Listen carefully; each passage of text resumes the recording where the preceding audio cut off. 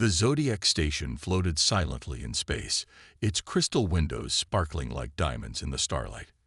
Inside one of the observation rooms, Hei-yun stood quietly, her eyes fixed on the beautiful blue planet below.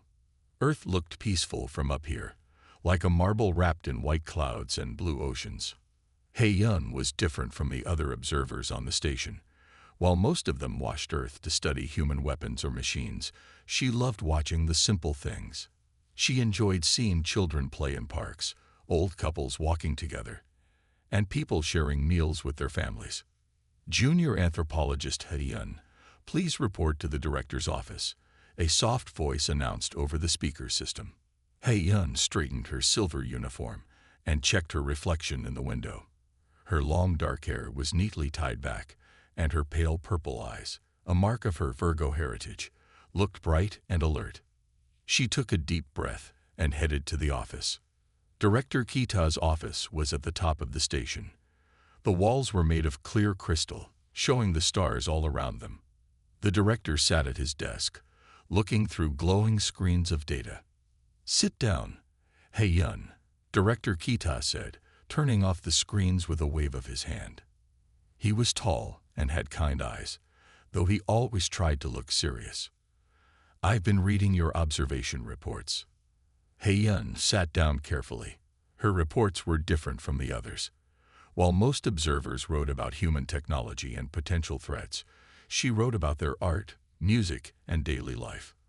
"Your approach is unusual," the director said, folding his hands on the desk. "But that's why I have a special mission for you." Hei-yun's heart beat faster. A special mission. This was her chance to prove that her way of studying humans was valuable. "We want you to spend one Earth day in a small town called Moonhaven Bay," Director Kita explained. "You'll use our latest human appearance technology and observe their daily life up close. No other observer has done this kind of peaceful, direct study before." "Really, I can go down to Earth." Hei-yun tried to keep her voice calm, but her excitement showed in her bright smile. The director nodded. "Yes, but remember the rules. Don't interfere with human activities. Don't reveal your true identity. Just watch and learn." Hei-yun's friend Jae-won helped her prepare for the mission. They went to the technology room where the human appearance generator was kept. It was a tall silver pod with soft blue lights. "Are you nervous?" Jae-won asked, helping Hei-yun check the settings on the machine. "A little," Hei-yun admitted, "but mostly excited. I've watched Earth for so long from up here. Now I can finally see everything up close." Jae-won smiled and handed her a small silver disc. "This is your emergency beacon. Keep it with you always. And this," she held up a simple necklace with a clear crystal, "is your data recorder. It will save everything you see and hear." Hei-yun put on the necklace and touched the crystal gently. "Thank you, Jae-won." Later that night, Hei-yun stood in her room, looking at Earth one last time from space. Tomorrow she would be down there, walking among humans, seeing their world through their eyes. She thought about all the peaceful moments she had watched from above. Children flying kites, farmers tending their fields, fishermen on their boats. "I'll show everyone," she whispered to herself. "I'll show them that humans aren't just about weapons and war. They're so much more interesting than that." The stars twinkled back at her, like they were wishing her good luck. Tomorrow would be the start of her biggest adventure, a day that would change how her people saw humans forever. As she prepared for bed, Hei-yun smiled, thinking about all the wonderful things she would discover in Moonhaven Bay. In her dreams that night, she walked through Earth's green fields and busy streets, no longer just an observer high up in space, but a part of the amazing world she had watched for so long. The morning of Hei-yun's mission started early on the ZODIAC station. She walked into the preparation room, where Jae-won was already waiting with several Earth outfits spread out on a table. "Earth clothes are so interesting," Jae-won said, holding up a simple white dress. "They use real fabric instead of our light-woven materials." Hei-yun touched the dress carefully. It felt soft under her fingers, very different from her silver uniform. "It's beautiful," she said, "but will it help me blend in?" Jaiwan nodded. "Yes, I studied Earth fashion carefully. This style is perfect for a summer day in Moonhaven Bay. We also have these." She showed Hei-yun a pair of comfortable sandals and a small shoulder bag. The next step was the human appearance generator. Hei-yun stood in the silver pod as blue lights scanned her body. Her natural Virgo features, the pale purple eyes and the slight shimmer to her skin, would need to change to match human appearances. "Ready?" Jaiwan asked from the control panel. Hei-yun took a deep breath. "Ready." The pod filled with warm light. Hei-yun felt a gentle tingling as the technology worked. When she stepped out and looked in the mirror, she gasped softly. Her eyes were now a warm brown color, and her skin looked naturally human. Only her long dark hair remained the same. "The changes will last for exactly 24 Earth hours," Jaiwan explained. "After that, the effect will fade slowly." Director Kitai arrived to give Hei-yun her final instructions. He handed her a small tablet with maps and information about Moonhaven Bay. "Remember," he said, "your landing site is in the forest outside town. The cloaking system will hide your descent pod from human detection." "What if someone asks who I am?" Hei-yun asked. "Your cover story is simple," the director replied. "You're a student visiting the town to learn about local customs. It's close enough to the truth." Hei-yun memorized her story carefully. She packed her emergency beacon and made sure her data recorder necklace was working properly. The crystal caught the light, looking like ordinary jewelry. The descent pod waited in the launch bay. It was small and sleek, designed to travel through Earth's atmosphere without being noticed. Hei-yun sat inside, feeling both nervous and excited. "Communication check." Jaiwan's voice came through the pod speakers. "Can you hear me clearly?" "Yes," Hei-yun replied. "All systems are working." Director Kitai's voice joined in. "Remember your training.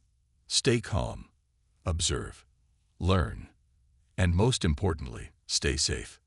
The launch bay doors opened below the pod, showing Earth waiting far below. The blue planet looked huge now, its clouds swirling in beautiful patterns. Hei-yun had watched this view many times, but now she was going to be part of it. "Launch sequence starting," the computer announced. "Descent in 5, 4, 3, 2, 1. The pod released smoothly from the station. Hei-yun watched as her home grew smaller above her. The descent was gentle at first, then faster as they entered Earth's atmosphere. The pod's shields glowed as they protected her from the heat of entry. Through the pod's window, Hei-yun saw the darkness of space change to the blue of Earth's sky. Clouds rushed past, and then she could see land below, green forests, blue ocean, and the small buildings of Moonhaven Bay in the distance. The pod landed softly in a clearing, hidden by tall trees. Morning sunlight filtered through the leaves, creating patterns on the ground. Hei-yun checked her appearance one last time, gathered her courage, and opened the pod's door. Her first step onto Earth's soil was about to begin a day that would change everything, not just for her, but for both their worlds. The early morning air felt fresh and cool on Hei-yun's face as she stepped out of the pod. Earth's gravity pulled at her body differently than the artificial gravity of the ZODIAC station. She took a few careful steps, adjusting to the feeling. Birds sang in the trees above her. Hei-yun looked up, amazed to see them so close. She had watched Earth's wildlife through observation windows for years, but hearing their songs directly made her heart feel light. The descent pod sealed itself and activated its cloaking system, disappearing from view. Hei-yun touched her data recorder necklace for comfort and started walking toward the path that would lead her to Moonhaven Bay. The forest path was lined with wildflowers. Hei-yun stopped to look at them, remembering all the earth botany studies she had read. A gentle breeze carried the scent of pine trees and ocean salt. "Those are morning glories," a calm voice said behind her. Hei-yun turned quickly, surprised. A man stood there, carrying a basket half full of herbs. He wore simple clothes and had kind eyes that crinkled at the corners when he smiled. "I'm Do-hyun," he said, bowing slightly. "I own the tea shop in town. I come here early sometimes to gather fresh herbs." Hae-yun remembered her cover story. "I'm Hae-yun," she said, bowing in return. "I'm a student, visiting to learn about local customs." Do-hyun's smile grew warmer. "Then you're in luck. Would you like to see how we make traditional tea? My shop is just opening for the day." Hae-yun nodded, trying to contain her excitement. This was exactly the kind of cultural experience he had hoped to find. They walked together down the path as the sun rose higher in the sky. "What brings you to our small town?" Do-hyun asked as they walked. "I'm interested in how people live in peaceful places," Hae-yun replied truthfully. "Everyone seems so calm here." Do-hyun nodded. "Moonhaven Bay is special that way. We value our quiet life. Though I'm surprised to meet a student in the forest so early. I wanted to see the sunrise," Hae-yun said quickly, remembering her training about answering unexpected questions. "It's beautiful here." They reached the edge of the forest where the town began. Small buildings with tiled roofs lined clean streets. Early morning shopkeepers were opening their doors, and the smell of fresh bread came from a nearby bakery. Do-hyun's tea shop sat on a corner, its wooden sign moving gently in the breeze. Inside, the morning light streamed through paper windows, making patterns on the floor. Plants grew in carefully tended pots, and traditional tea sets were arranged neatly on shelves. "Welcome to my small shop," Do-hyun said, setting his basket of herbs on a wooden counter. "Would you like to learn how we prepare morning tea?" Ha-yun watched as Do-hyun lit a small fire under an iron kettle. His movements were careful and practiced. He measured dried tea leaves into a ceramic pot, explaining each step as he worked. "Tea ceremony is about more than just making a drink," he said softly. "It's about finding peace in small moments, about paying attention to the simple things that make life beautiful." Hae-yun touched her data recorder necklace, making sure it was capturing everything. But she realized she didn't just want to record this moment. She wanted to understand it, to feel it fully. The steam rose from the kettle, carrying the scent of herbs and tea. Through the window, Hae-yun could see more people starting their day in the peaceful morning light. Her first steps on Earth had led her exactly where she needed to be. The morning sun rose higher as Hae-yun helped Do-hyun prepare his tea shop for the day. She watched carefully as he arranged cushions around low tables and opened the windows to let in fresh air. Each movement had purpose, and the quiet routine fascinated her. "Would you like to learn how to serve tea?" Do-hyun asked, showing her a beautiful ceramic teapot. Each pot has its own character. This one has served tea for 15 years. Hae-yun held the teapot carefully. The ceramic felt warm and smooth in her hands. She noticed small marks and tiny cracks that told stories of years of use. On the ZODIAC station, they replaced things as soon as they showed anywhere. But here, the imperfections made objects more special. Through the shop window, Hae-yun saw elderly couples walking toward the town park. They moved slowly but steadily, carrying bags and wearing comfortable clothes. They practiced Tai Chi every morning, Do-hyun explained. "Would you like to watch?" In the park, the morning air was cool and fresh. The elderly couples spread out in neat rows. Their movements were slow and graceful, like clouds moving across the sky. Hae-yun touched her data recorder necklace, making sure it captured this peaceful scene. "They say Tai Chi brings balance to body and mind," Do-hyun said softly. "Many of them have practiced together for decades." A group of children ran past, carrying paper boats. They headed toward a small stream that flowed through the park. Hae-yun and Do-hyun followed, watching as the children carefully placed their boats in the water. "My boat will reach the bridge first," one boy called out excitedly. "No, mine will," another answered, laughing. The paper boats floated gently downstream, guided by the current. Some got stuck on leaves or rocks, causing excited shouts and careful rescues.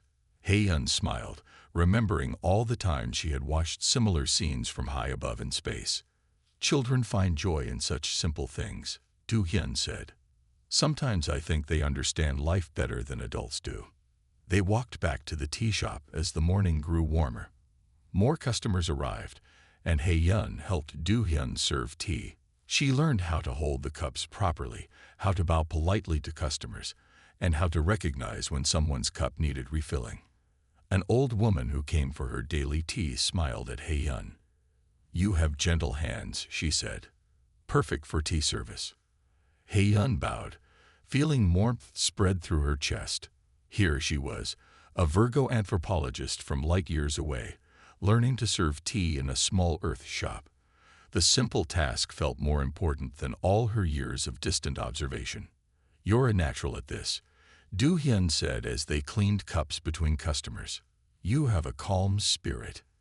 Hei-yun looked at her hands, now slightly red from washing teacups in warm water. Such a small change, but it made her feel connected to this place in a way she hadn't expected. Outside, life in Moonhaven Bay continued its peaceful rhythm. More shops opened, people walked by carrying groceries or holding hands, and the sound of children playing in the park floated on the breeze. Every moment showed Hei-yun something new about the simple beauty of Earth life. Her data recorder captured it all. But Hei-yun knew the most important things she was learning couldn't be recorded, they could only be felt. As noon approached, Do-hyun suggested they visit his friend Soo-min's restaurant for lunch. The small restaurant sat near the center of town, its windows open to let in the warm breeze. Delicious smells drifted out onto the street. Soo-min greeted them at the door with a bright smile. Her restaurant was simple but clean, with wooden tables and colorful paintings on the walls. "Welcome. Do-hyun rarely brings guests. You must be special," she said to Hei-yun. Hei-yun sat at a table near the window where she could watch people passing by outside. Soo-min brought them bowls of steaming soup and plates of fresh vegetables and rice. "This is bibimbap," Do-hyun explained. "It's a traditional dish. You mix all the ingredients together before eating." Hei-yun watched carefully how Do-hyun mixed his food, then copied his movements. The flavors were unlike anything she had experienced on the ZODIAC station. Their food there was designed for nutrition, not pleasure. But this meal was full of different tastes and textures. "Do you like it?" Soo-min asked, bringing them cups of barley tea. "It's wonderful," Hei-yun replied honestly. She touched her data recorder necklace, wanting to remember every detail of this meal. Music played softly from speakers in the restaurant corners.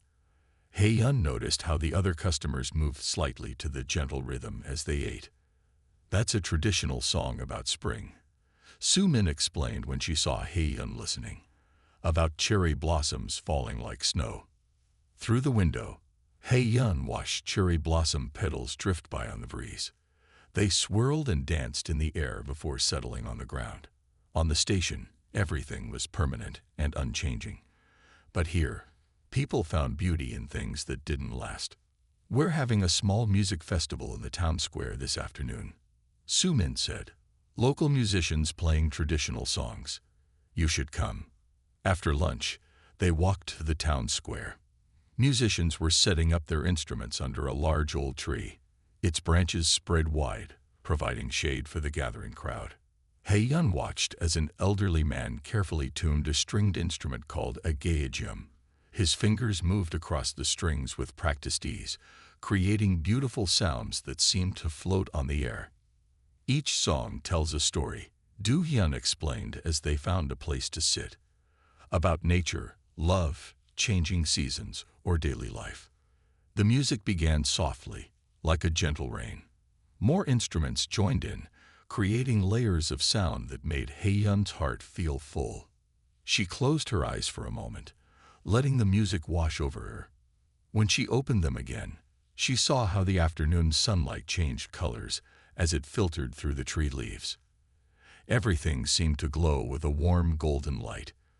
People sat together on benches or grass, some closing their eyes like she had, others smiling and swaying to the music.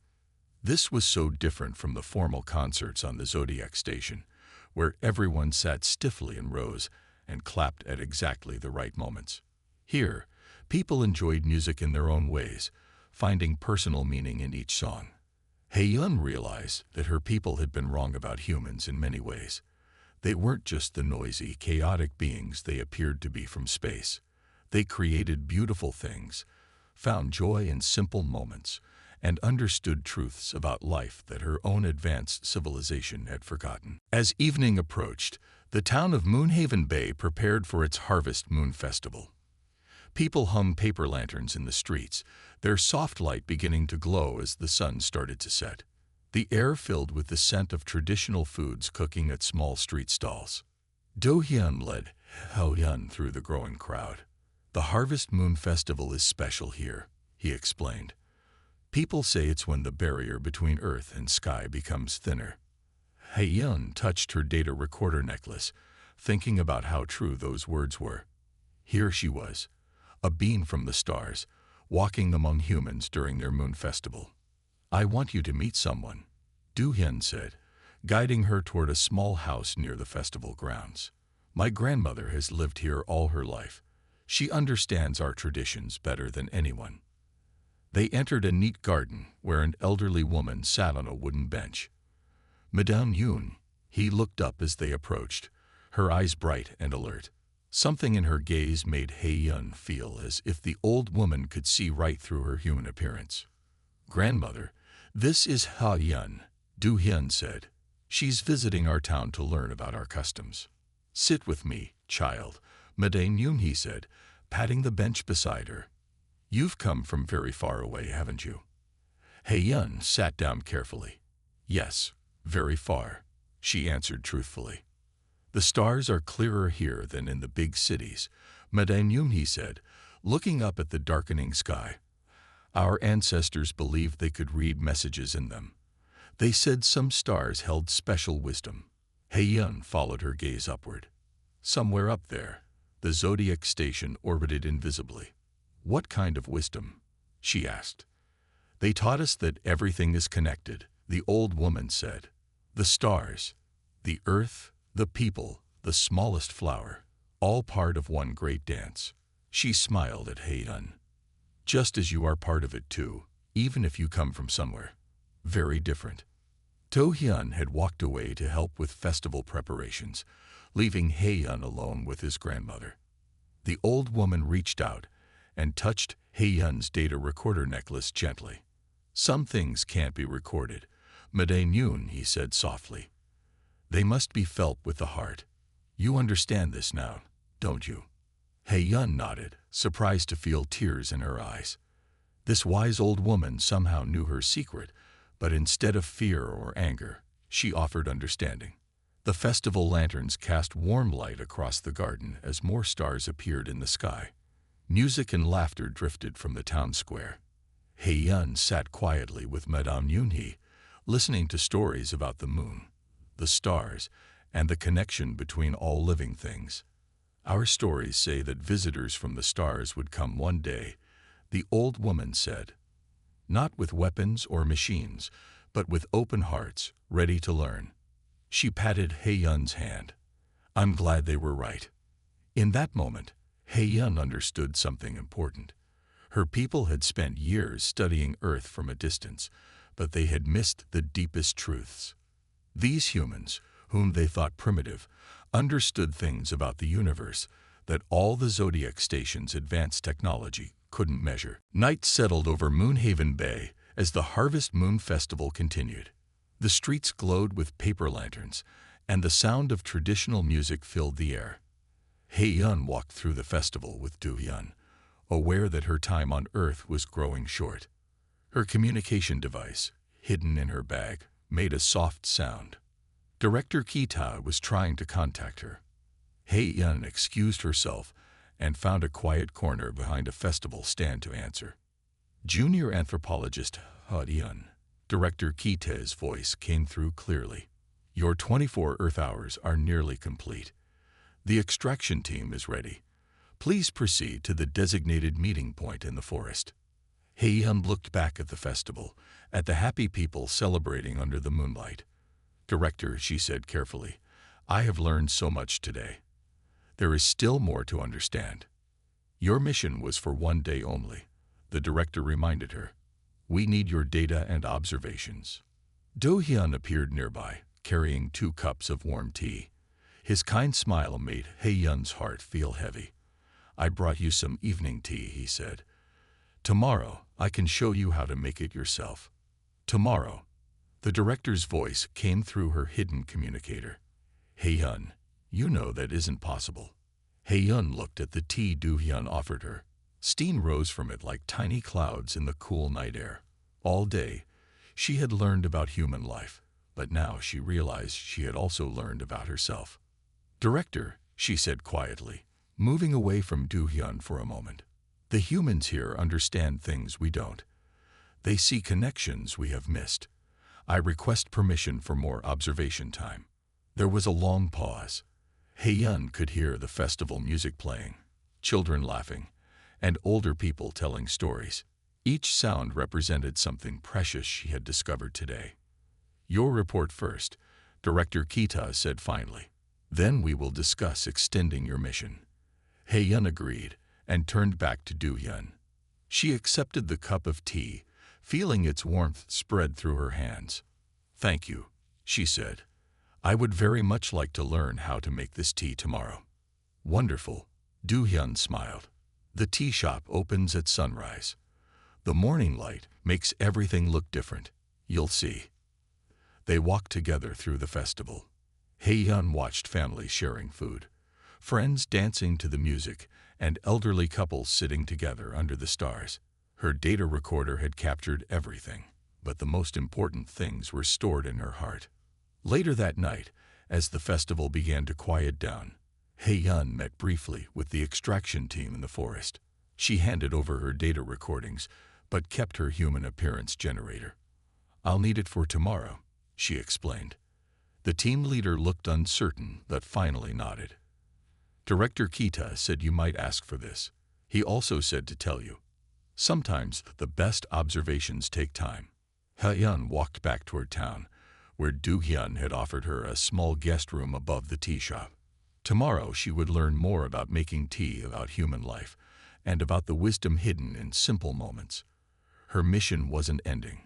It was just beginning. 1 week later, Hae-yun sat in Director Kita's office on the ZODIAC station.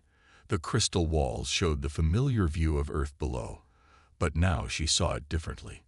She knew the stories, lives, and wisdom hidden in those swirling clouds and blue oceans. Your report is unlike any we have received before, Director Kita said, looking through the data on his screens. You focused on things our other observers never noticed. Hae-yun sat quietly, remembering her time in Moonhaven Bay. She thought about Do-hyun's tea shop, Soo-min's restaurant, and Madame Yoon-hee's gentle wisdom. Her report included everything she had learned about their daily lives, their traditions, and their understanding of the world. You wrote about their tea ceremonies, the director continued, about how they find peace in simple tasks, about how they see beauty in things that don't last forever. He looked up at her. Why are these things important? Because they show us what we've been missing, Hae-yun answered. We've been studying Earth's technology, their weapons, their conflicts, but we never understood their hearts. The director nodded slowly. You also wrote about their music, their festivals, and their stories about the stars. He paused. Stories that are surprisingly close to our own ancient truths. Hae-yun touched the place where her data recorder necklace had been. Madame Yoon-hee knew what I was, she said softly. But instead of being afraid, she shared her wisdom with me. She showed me that humans understand things we have forgotten.